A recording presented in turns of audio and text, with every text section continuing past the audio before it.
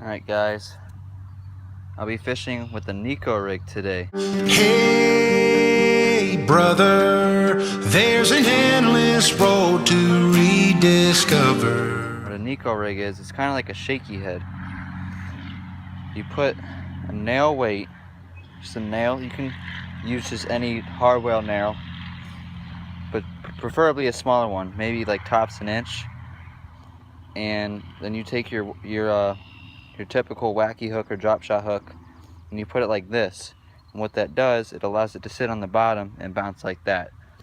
Now, I just caught a bass off of it and I lost my worm, so I had to get another one and decided to film. See if I can't get anything. Now, from what I know, you kind of fish this like it's a shaky head. You let it sink to the bottom and then you just kind of shake it in that same place for a little bit. Then you reel in your slack and pull it. That's what seems to have been working for me.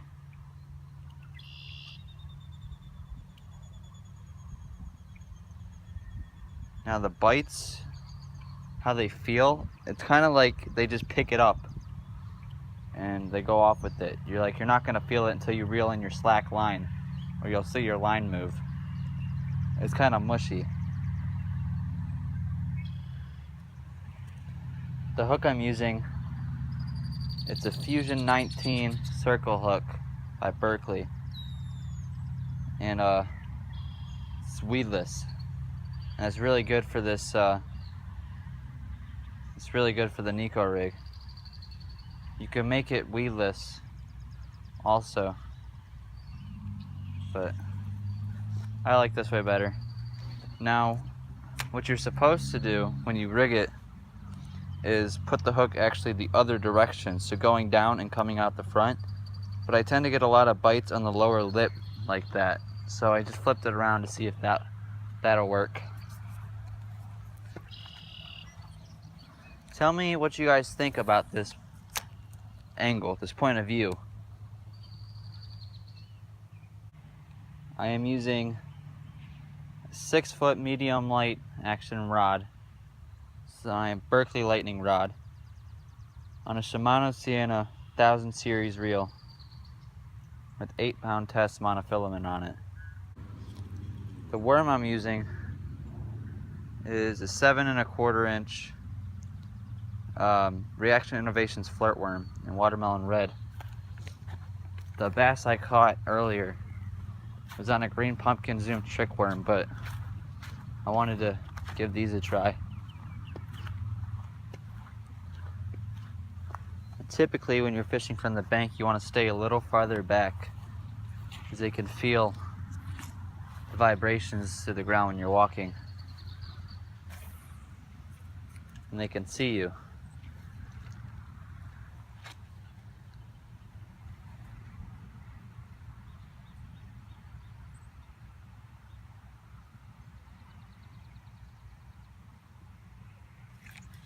Got a bass.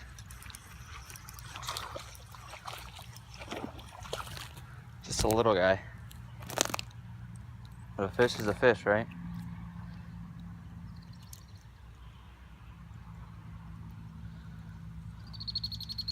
Barely hooked him there. Like, I felt him and I'm like, do I have a fish on or is this his grass? And then I saw my my line moving and I'm like, I got a bass. That's him. He's probably, I would say, 9 inches. 8-9 inches, maybe a little less, I don't know.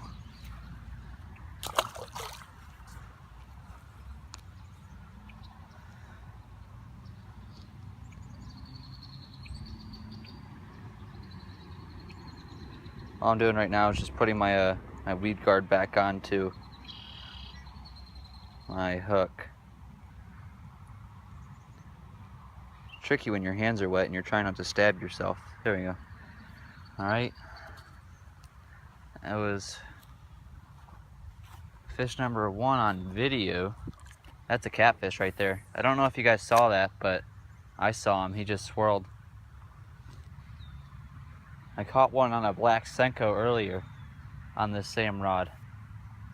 pretty challenging. I got footage of him, but it's not great footage, so I'm probably not going to post it.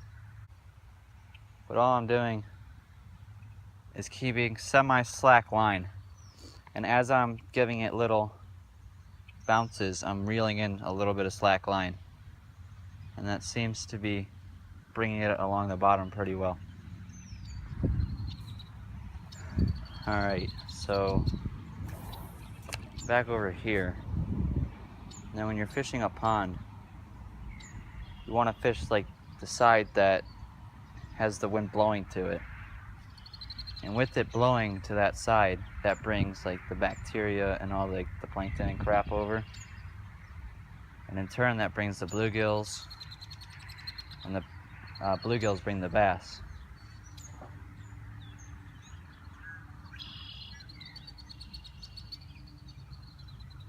So it's just an easy way to find out where the fish are. If you guys have any suggestions on videos, please leave it in the comments. It really helps.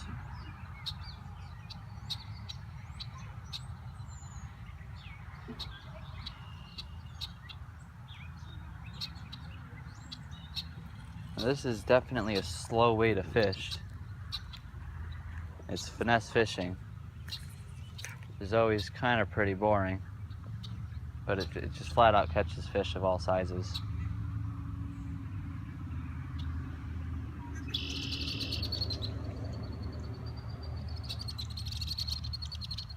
A good 12-incher isn't a bad size fish. I'll try to get some river and kayak bass fishing up. Like pond fishing is pretty much what I do, because my house right there, I have a pond at my house. But like we have a couple properties that have rivers that run through them, which is amazing. And I love catching smallmouth in them, but it's not like an everyday kind of thing.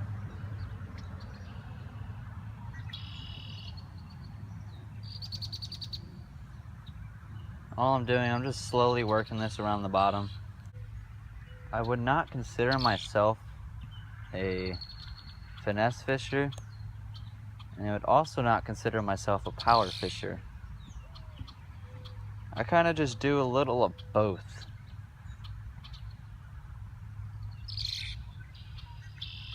I just prefer catching fish, no matter what way it takes. This is really boring. Got a nice bass. Oh! I don't know if you guys saw him, but he spit it out right there. Throw it back, see if I can't get him again.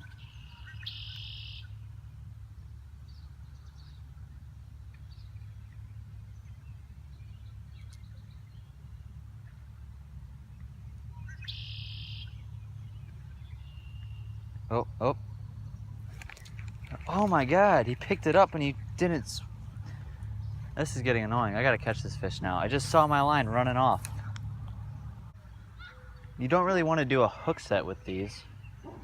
Kind of found out. Tends to yank it out of their mouth. Kind of just want to do like a reel set. Just reel it in slightly and start pulling. Oh. Oh my gosh. They just keep picking it up and they're not swallowing it, and it's killing me right now. I don't know if you guys saw my line just start running to the side. This stupid fish is killing me.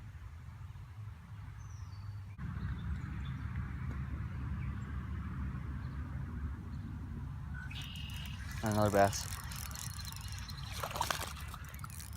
Decent one.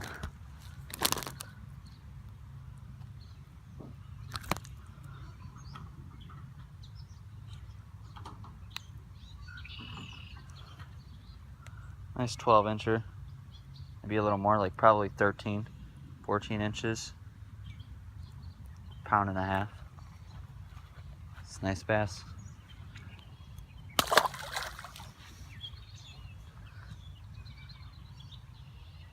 Ripped the crap up out of my worm though. That makes me mad.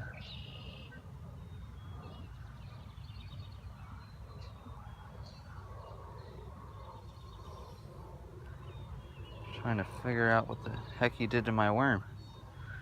There we go.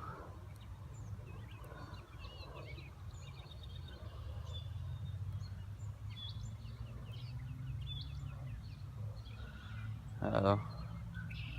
My worm just got ripped in half. Well, I'm gonna fish with it until it actually rips.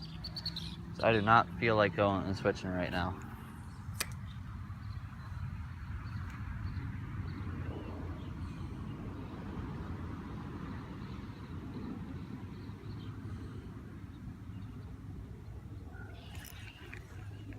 Fudge. I had one dart off with it.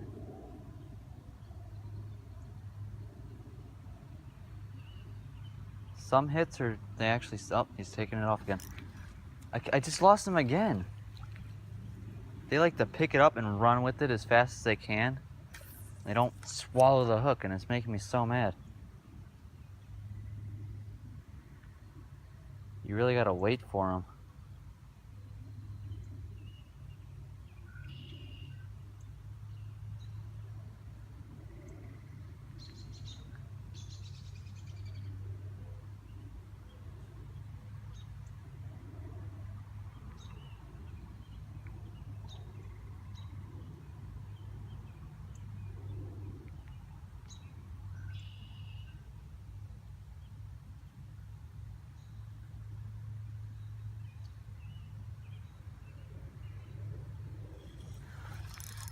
Got him. That's a nice one. Oh yeah. That is a nice fish. If I can get a grip of him, gosh. Oh yeah. Nicest fish I've caught in a while in this pond.